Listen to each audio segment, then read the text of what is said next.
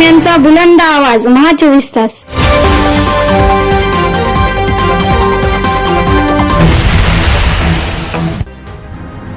नमस्कार, महा 24 तास न्यूजच्या बातमीपत्रामध्ये आपल्या सर्वांचं स्वागत आहे. बातमी येते नांदेडच्या हदगावमधून. बामणी फाटा येथे सर्व पक्षाच्या वतीने तिरंगा रॅलीचे आयोजन करण्यात आले होते. आपला तिरंगा आपला अभिमान, चला करूया वीर सैनिकाचा सन्मान.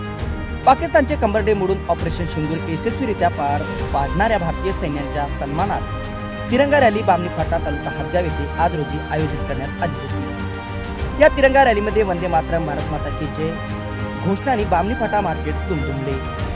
तिरंगा रॅली यशस्वी करण्यासाठी तात्याराव पाटील, व्यंकटेश लोणे, तुकाराम चव्हाण, प्रमोद मामिडवार, बामणी फाटा मार्केट असोसिएशनचे अध्यक्ष अरुण चव्हाण, सूर्यकांत हनवते, इस्माईल पिंजारी, महेंद्र धोंगडे, प्रभाकर दैबाते, किशन हिंगर, गजानन निलेवार, शिवा अनिराव, मिलिंद वाघमारे, माधव वाघमारे, देवानंद वडगावकर, मुरलीधर मिरटकर, भगवान सोनाळे, पंडित सोनाळे, कल्याण सोनाळे, माधव सोनाळे, सोनू भातनाते, काशीनाथ रावते, गजानन पोत्रे, श्रीधर आदमाने, ज्ञानेश्वर हाराळे, कृष्णा माळवकर, गजानन मस्के, गजानन अनंतवार, अशोक जाधव, अमोल चव्हाण, वैभव नरवाडे यांनी परिश्रम घेतले.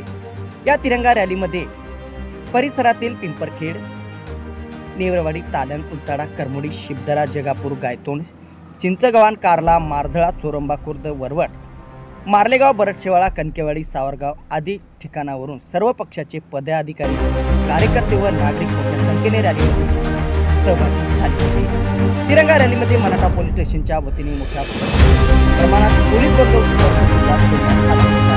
महा 24 तास तिरंगा रॅलीचं आयोजन यासाठी करण्यात आलं.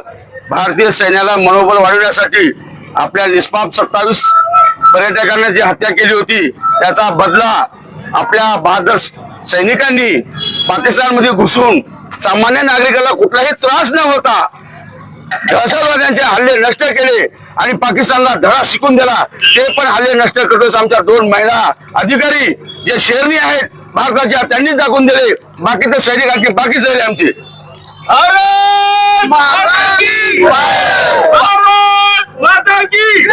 पाकला धडा शिकून दिला. भारताकडे बघितलं तर हेच त्यांना शिक्षा मिळणार.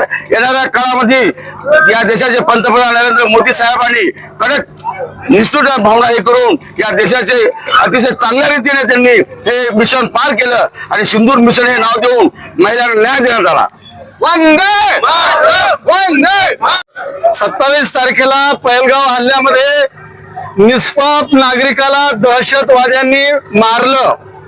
या घटनेचा बदला देशाचे पंतप्रधान यांच्या नेतृत्वामध्ये आपल्या भारतीय सैनिकांनी अगदी 24 तासामध्ये बदला घेतला. त्या संदर्भामध्ये सैनिकांचं मनोबल वाढावं, सैन्यांना सल्यूट करण्यासाठी आज या ठिकाणी सर्वपक्षीय तिरंगा रॅलीचं आयोजन करण्यात आलेलं आहे.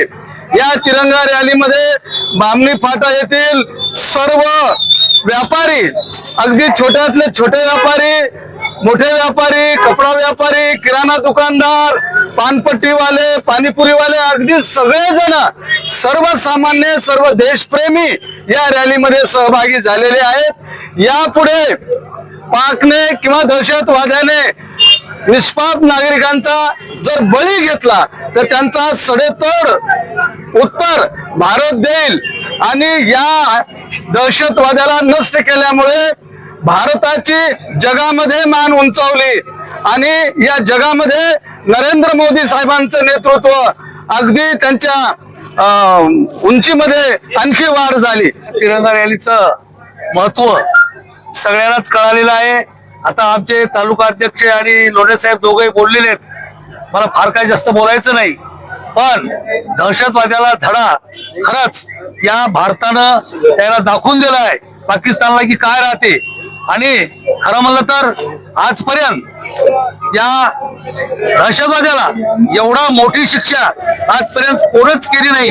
आणि सगळ्या जगानं मोदी सरकारचं आणि मोदी साहेबांचं स्तुती केली. फक्त 2 देशांना फक्त पाकिस्तानला पाठिंबा दिला, एक तुर्कस्तान आणि एक चायना.